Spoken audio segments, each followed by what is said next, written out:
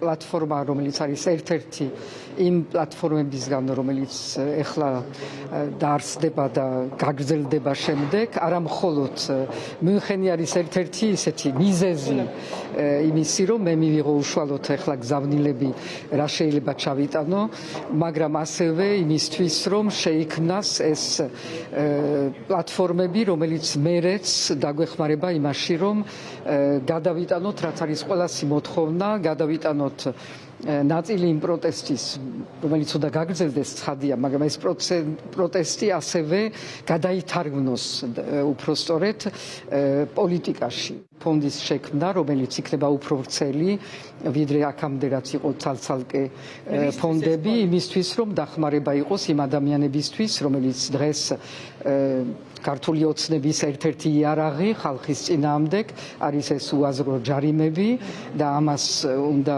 დაუპირისპიროთ სოლიდარობა და ამაზე არის მსჯელობა და უთუოდ მალე იქნება ამაზე გადაწყვეტილებები მიღებული და მეორეს მხრივ უნდა ასევე ვიფიქროთ ცოტა უფრო შორს ჩვენ წინ რა უნდა გაკეთდეს, როგორც კი დაინიშნება ახალი არჩევნები და მოვა ახალი ხელისუფლება, რა იქნება მთავარი გამოწვევა და რა უნდა იყოს მთავარი პირველი პასუხი, რომ ეს ქვეყანა არ ჩაიძიროს ამ ქართულ ოცნებასთან ერთად.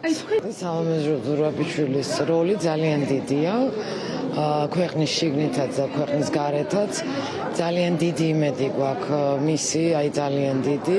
ძალიან ბევრს მუშაობს იმისთვის, რომ ქვეყნისთვის ახალი არჩევნებისთვის და რაც მთავარია პოლიტპატიმრებისთვის. პარტნიორებთან როცა შევხვდით ჩვენ ელჩებს,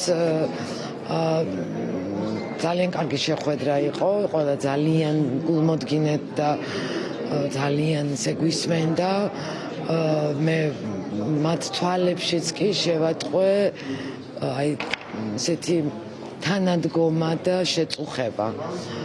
ერთად იტალიის ელჩს მივმართე წვავე კითხვებით, ცხოვრობს თუ არა ის საქართველოში, უყურებს თუ არა გარშემო რა ხდება და არალეგიტიმური მთავრობის საგარეო საქმეთა მინისტრთან ჩახუტებული ფოტო, ეს იყო ჩემთვის აბსოლუტურად ამორალური, ჩემთვისაც და ყველა მშობლისთვის. ეს ყველაფერი პირში უთხარი. მე პირად იმედი მაქვს, რომ პრეზიდენტი აუხსნის ევროპარლამენტარებს, რომ როგორ გმართავს ჩვენ ბანდა კრიმინალური დაჯგუფება, რომელსაც თავისი ვიწრო პოლიტიკური, ფინანსური ინტერესი აქვს და არ აინტერესებთ არც ბავშვი, არც დიდი, არც ქალი, არც ჟურნალისტი, არავინ და აქ არის აბსოლუტური განუკითხაობა 30 წელი რაც ვიბრძოლეთ პოსტსაბჭოთა პერიოდში.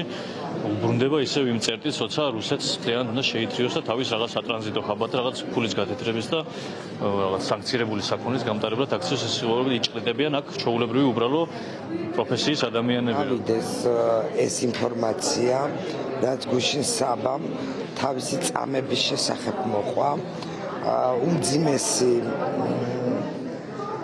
რამ მოვისმინეთ და ჩემთვის პირადად აი დამანგრეველი იყო და წამაქცია ამ ფაქტმა გუშინ, მაგრამ მაინც მხრეთ ვიქნები ამათ ჯინაზე და მაინც კარგად ვიქნები.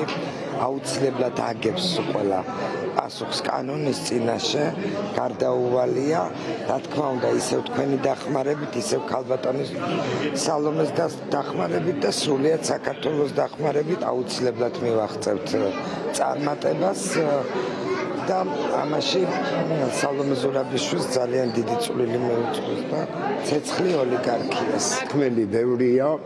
თავისუფლებისთვის ვიბრძოდი, მე 23 წლის ბიჭი ვიყავი, როდესაც 9 აპრილიდან მოყოლებული და ვერ წარმოვიდგენდი თუ დღეს ჩემშვილს და თაობას მოუხდებოდა ბრძოლა, მაგრამ მე ერთი ნატვრა ამისრულა. სანამ სტუდენტობა და ახალგაზრდება არ აღდგებოდა, ქვეყანას არ ეშველებოდა არაფერი და დაიბადა ახალი საქართველო.